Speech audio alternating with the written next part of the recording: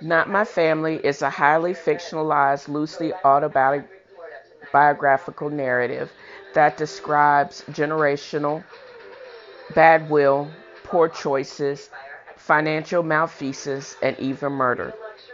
The generational craziness is propagated like a tidal wave, threatening to drown everything in the deluge. Secrets are buried deep in lies, pacts sealed in blood, the truth concealed unto death, just to exert some control. I hate rubberneckers. It's kind of like, or this book is kind of like rubbernecking. The 30-mile pileup or 30-car pileup on I-75. You want to look away, but you're drawn to the carnage. Join me as the protagonist progresses along self-discovery and she recreates her identity and she discovers how to go home again. Not My Family can be purchased at FeliciaBaxter.com or directly from the author. Just navigate to Facebook, look up Dale's Angels Inc. and click Buy Now for your autographed copy. Now, let's return to the podcast. God of glory, Lord of love, hearts unfold like flowers before thee, healthy as the sun above. Now the clouds of sin and sadness drive our dark down away. Giver of immortal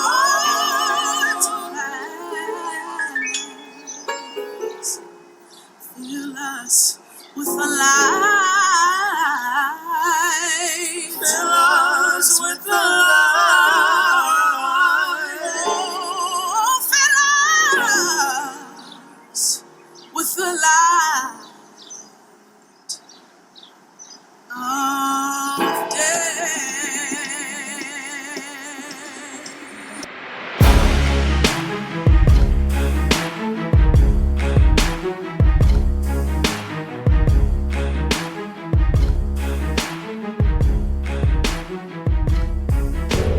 So stay tuned for another episode of TNFro is Reading. Reading to learn, learning to rewrite her own narrative.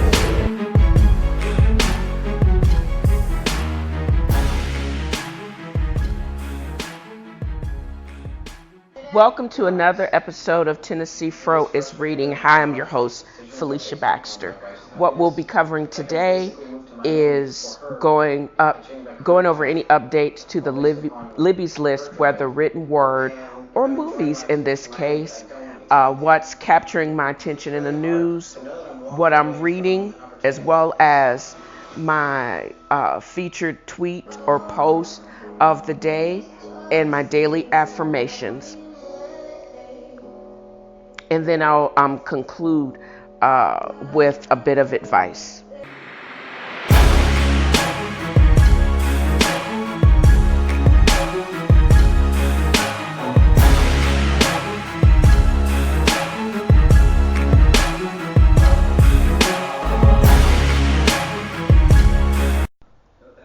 Verylook.com is an online fashion clothing store offering an extensive range of high quality and the latest gorgeous women's clothing at affordable prices with worldwide free shipping. You can navigate to Verylook.com now and enter in the coupon code AFFS for further discounts as well as for discounted shipping, or you can navigate to Dale'sAngelsInc.com to get this offer as well as to find other specials which are updated daily. Now back to the podcast. Welcome back to the podcast. BTW, what's in the news? There are other podcasts that focus on negativity, gossip, and rumors. This is not one of those types of casts. This is completely geeky in nature and focused. I mean, come on, it's about what I'm reading. Anyways, thus, an entire section of Dale'sAngelsInc.com is called Nerd Corner. It's completely dedicated to nerdy stuff like pictures from the Hubble spacecraft and space news and other geeky things. But this past week, NASA has announced that it was actually challenged by one of the few things I kind of agree upon with this administration, their push to get a man back on the moon. It's like they're trying to refocus or deflect attention when we were in the space race and when going back to a time when this administration thinks America was at its greatest. But very concerning with this is because during this time, unemployment was at a new high. Our inner cities were decaying. We hadn't we had just passed the Civil Rights Act after years of American apartheid with Jim Crow laws and the civil unrest secondary to civil rights in this country. But besides all of that, I do agree that we really need to restart the space race.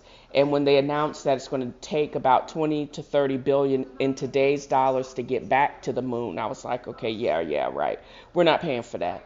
But with so much of that agency being privatized, I think and if we keep that price tag down, because anytime you deal with the government, there are always going to be overruns. I think it is possible. With the SpaceX program and a number of other private programs, I do think it's possible because, billionaires, they got money, but they're not going to waste their money. And I'm hopeful that they will have some best practices to keep those costs down.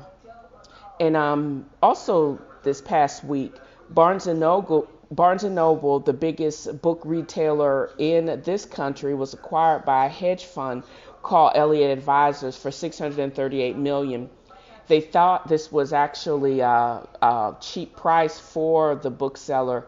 At one point, I think it was well overvalued years ago at $1 or couple of $billion. But they said that this move has momentarily calmed fears among publishers and agents that the largest bookstore chain in the United States might collapse after one of the most tumultuous periods in its history. The CEO of Waterstones, James Daunt, also of Daunt Books, will take over as the CEO of Barnes & Noble when this deal is finally inked. Now a word from a hopeful sponsor. Alibris is a premier marketplace for books, music, and movies. Since 1998, it has connected millions of buyers with thousands of independent sellers from across the world. Read more for helpful hints on the best and get the best out of the Alibris experience. In addition, they offer benefits such as 100% satisfaction guaranteed, affordable shipping, sales promotions, gift guides, and personal recommendations, exclusive discount coupons, and more. They have awesome ideas for great gifts, thousands of eligible books, and anywhere from 10 to 80% discounted on those hard to find titles. Navigate to Alibris.com today or navigate to Dale's Angels Inc. to find out and to upload the most up-to-date coupon code to even greater deals. And that's basically it. Now back to the podcast. On my last podcast, and welcome back to the podcast, I actually only added a couple of books to the Libby's list. My Libby's list is the application that public libraries use to allow their patrons to check out electronic forms of books and put them on hold. And I've been adding these books for the past several weeks because there just seems to be so many things that I would like to read. And the list, and it's so wild because last week I only added two, but this week I just have 50 million books that I've added. And these are in no particular order of importance, but I've added Queen Bee by Dorothea Benton Frank. This book seems like it's going to be one of those types of books if you go to the beach for the weekend with your legs crossed or underneath a umbrella with a mixed drink in your hand, and seems like it's going to be a great read. It is the way it's described by the New York Times is immerse yourself in the enchanting world of New York Times bestselling author Dorothea Benton Frank's Carolina Low Country in this evocative tale that returns at long last to her beloved Sullivan's Island. The next book is actually on sale. I think it's $3 on the Kindle store. Inglath Cooper, That Month in Tuscany. Ren Sawyer and Lizzie Harper live completely different lives. He's a rock star with a secret he can no longer live with. She's a regular person whose husband stood her up for a long planned anniversary trip. And then there's Sarah Blake's The Guest Book. It moves through three generations and back and forth in time. The Guest Book asks how we remember and what we choose to forget. It shows the untold secrets we inherit and pass on, unknowingly echoing our parents and grandparents. Sarah Blake's triumphant novel tells the story of a family and a country that buries its past in quiet until the present calls forth a reckoning. There's Lisa Wingate, Before We Were Yours, a novel. You'll notice that a lot of these are focused, and I didn't realize they're focused on dysfunctional family and dynamics and relationships. And that's actually the focus of my own book, which I'll be reading from later.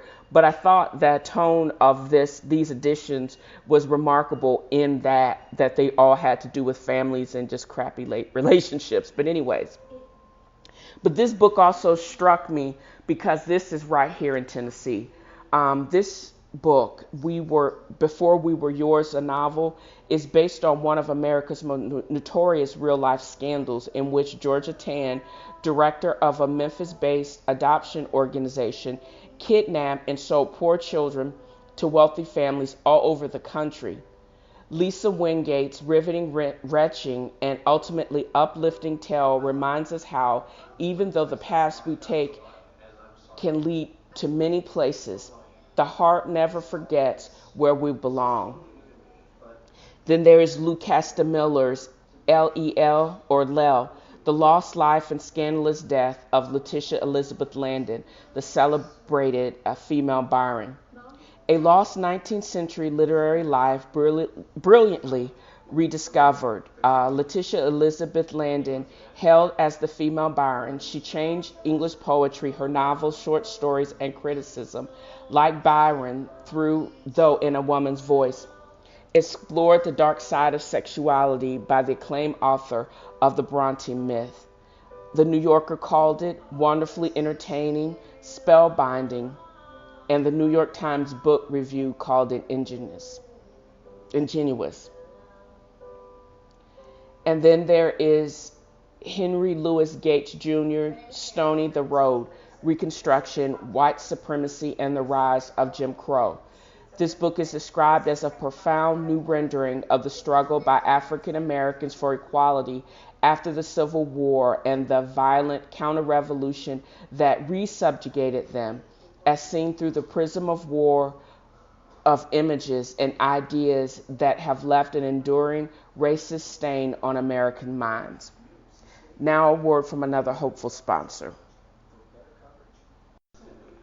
Now, welcome back to the podcast. So a few weeks ago, I was listening to the Breakfast Club podcast, and Charlemagne the God, while he was taking a break from a George Jefferson-like rant, mentioned a book called Unlearn, 101 Simple Truths for a Better Life by Humble the Poet. He says this is a great book that you can actually write your daily affirmation and then meditate upon those words. And after that, I started doing that on a daily basis, and I wanted to share a few of those with you guys. One of the ones that I think I'm going to rewrite and meditate on daily is don't count past regrets. Count the years and what you can do in the time you have left. Have aspirations, but stop sabotaging them by inaction or self-doubt.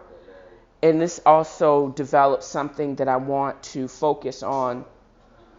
It's something called intentional success. Everything you have to do, you do with excellence, and you will be successful. Just focus on the end game or the success of it. If you're truly doing something successful or with excellence, why wouldn't the end product of that action be success? Just think, doing the best, or you are the best at what you're doing, what you will do, it will be successful. Say that over and over again. So the challenge, or what I challenge the audience, is to create, to adapt, and to adapt to live.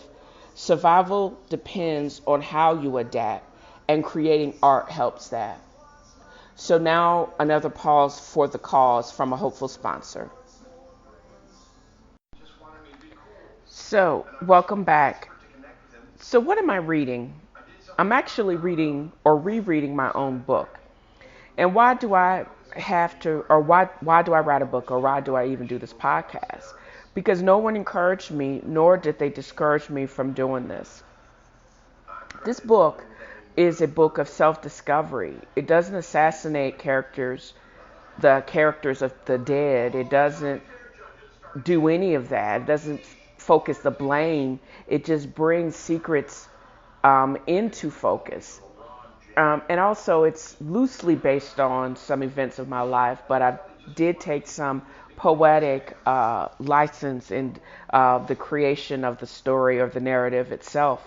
It is simply, I hope, is a work of art and self-expression. So I'm reading from the chapter. It says, "The other shoe drops." Nothing in my life thus far has been normal. For the most part, I have been okay with that. I have learned a certain amount of detachment works with a family with serious generational curse. I'm always waiting for the other shoe to fall because it could be a call that someone has advanced cancer, a young man with so much promise eats his gun in the city park, or someone has a massive stroke but had looked awful for months. What is a generational curse? A curse is the hopeless continuation of emotional pain, bad luck, and general screwed upness wished upon everyone in your immediate circle and continued by any progeny who may happen to be a product of any sexual encounters. The progeny of my mother's family is part of this curse. There are some of the worst kept secret affairs, and in some instances rape. They never had anyone to tell them they are worthy and don't have to accept crap treatment from anyone. Life is about more than surviving. You can make mistakes, but success is all about how fast you pick yourself back up, dust yourself off, and get moving. Darlene Marilyn Butler, my mother. The pictures during our time in Texas were startling. My mother looked happy. What was even more disconcerting being that after Texas, my mother very seldom took pictures. She always had an expression on her face that looked as if she were trying to hide. The carefree woman I saw in the pictures from in South... Where was the carefree woman I saw in the pictures from South Padre Island? I wish I had gotten to know her as an adult. It was as if she stopped being present. She wanted no evidence of the fairy tale life she lived in Texas. The elegant woman in the picture had her hair pulled back in a puffy afro, wore sundresses, and had big floppy hats decorated with flowers. She wore flowery peasant blouses with wicker baskets that were full of flowers from her garden. She had a Tuesday afternoon tea in her flower shop, surrounded by smiling friends and family members. She would bake scones, not well, but it was a lot of fun. She would make her flower deliveries before the heat of the day and then work for several hours in the family's coffee shop. When the afternoon rush was done, she would help close up the shop and get home just in time for my older brothers to get home from school. This woman was calm and collected, but above all, she was happy. There were many pictures of my parents' nights out in Dallas. In all those pictures, my family was dressed up like they were going to Studio 54. There were a lot of silk dresses and open collars. There were many pictures of my parents boogieing down. They had date night in Houston or Dallas just for the fun of it. They would stay overnight and come back to be with the family for the rest of the weekend. Saturdays were family days with games, barbecues, laundry, and house cleaning. On Sundays, we would have family breakfast, Sunday school, and church, and we would go home for Sunday dinner. There was always extra guests, but it was a cacophony of love, laughter, and enjoyment. My mother's home life in Virginia was awful or horrible. She never really had a childhood, and she was a live-in maid and cook for her younger siblings by the age of 6. I heard stories about the burns she sustained while trying to cook, while standing on a chair because she was too short to reach the stove. She stole money from her father to buy feminine hygiene products and suffered beatings for it. She went hungry to make sure the beans and hot dogs fed her siblings, so they would have at least one meal per day.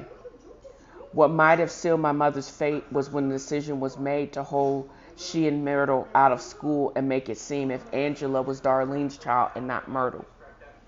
The life that was chosen for her in Virginia was devoid of joy, love, and respect. In South Padre, she was larger than life, confident, secure, and loved. In the pictures, I saw that same joy and love with all of us being born. It was obvious that we were all loved. There was a look of wonder on all of our faces. I saw the death notice, and there were no more pictures of my family or my Texas family after that. Soon after the funeral for my twin brothers, Darlene's family descended from Virginia, picked up my mother and me, drove us back to Virginia. In my grandma's M's words, they arrived like a bunch of buzzards, circling a dead carcass or a dying carcass. My father sank into a deep depression for almost 2 years. He had the support of his family, which was loving and caring, and they were able to give him that support without any nonsense. They did not make the pain any worse. Darlene would go into survival mode for the rest of her life.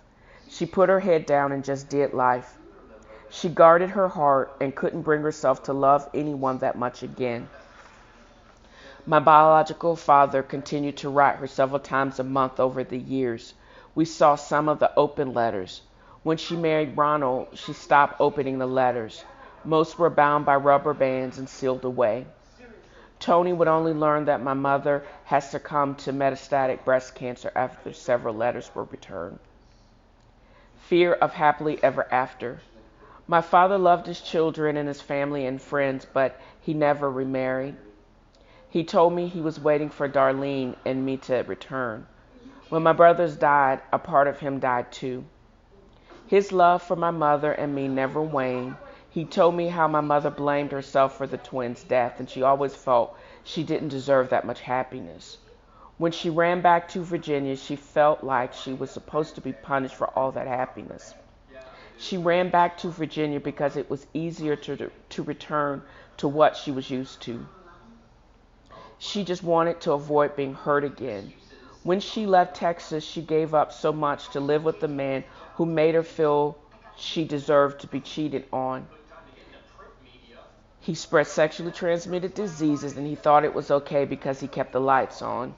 I found out that the child support that Tony Purcell paid for 25 years supported all of them and us, really. Ronald Butler was a spiritually bankrupt individual with a tragic past. He had been abused severely by his own mother, but that didn't excuse how he treated my mother and me. Dysfunction begets dysfunction. Her inheritance was instability and insanity. The family did have a sixth sense or perception, but they never could harness it or use that gift for good. They could be charismatic, but they used it as part of a scam or a ghetto Ponzi scheme. And this, although harsh look on this particular family, is just the reality of it all. Um, there was horrible decisions made, and people had to live until their death with some of these poor decisions. And I wanted to take up from there to read a continuation of this tragic hero or protagonist, Darlene Butler, because this is how I wrote her. How I found out that I was not really or the character Franny found out that she wasn't really a butler was through genetics and 23andMe.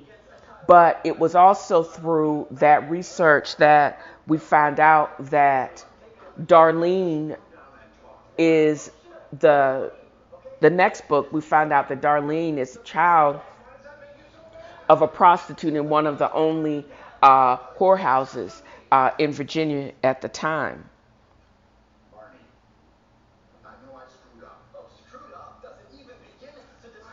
And it starts out as we all created and submitted DNA to create the family tree on familytree.org. A birth certificate popped up, and my siblings and I blogged and spoke about all of our discoveries. My sister Mara's association with Ancestry and 23andMe, and my discovery of my genealogical history spoke to people just like the family gatherings, attracted customers to the family shops and bed and breakfast.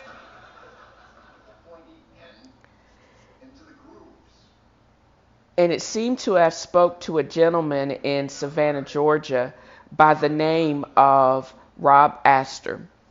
Rob was going to be in Houston on some business, and he wanted to meet and to chat. Of course, we all wanted to know what he was contacting us about, but it seemed to be kind of heavy and grave because he didn't want to speak about it on the phone. Of course, my cop older brothers ran a check on him, and it was weird. He said it came back that he was 69, but the date of birth was 3 years after that. He served in the military, no criminal record, and there was multiple sibling matches on the site. And he also spoke that he was actually adopted when he was a little bit of an older child. In this cafe, we would meet up in a cafe in Houston, and he spoke of the unexpected genetic match between both Bryce and I to him and his sister. The genetics revealed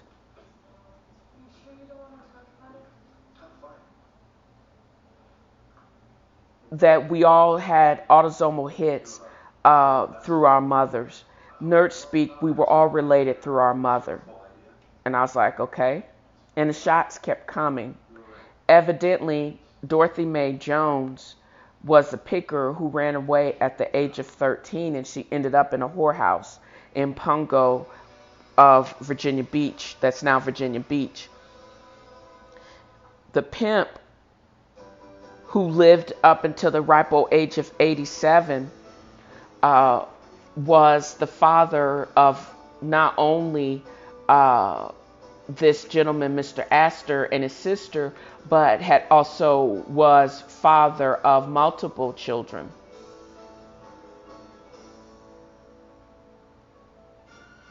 But with this close genetic match that revealed that they were more than likely our aunts and uncles, it stood to reason that that match was between our mother, Darlene.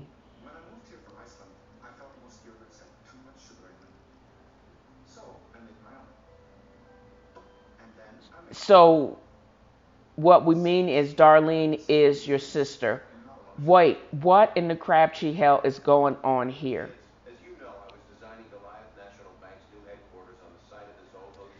And it became so that every time he would speak, he would reveal an even sinister and horrible plot to this story that gave me the willies, and the hairs on the back of my neck and arms would just stand up on end. He would go on to tell the story of depravity and punishment. And the beginnings of Darlene was a little bit more less than happy, and why Sarah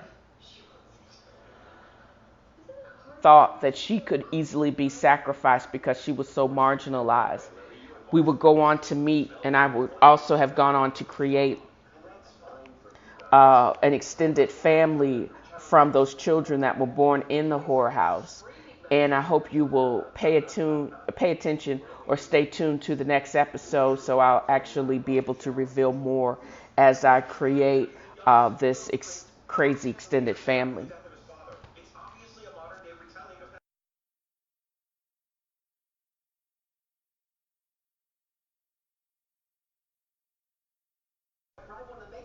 Welcome back to the podcast. Now for the featured tweet or statement of the day. And it comes from the feature image of this week's podcast. And it says, "The world without art is just meh." And that's true.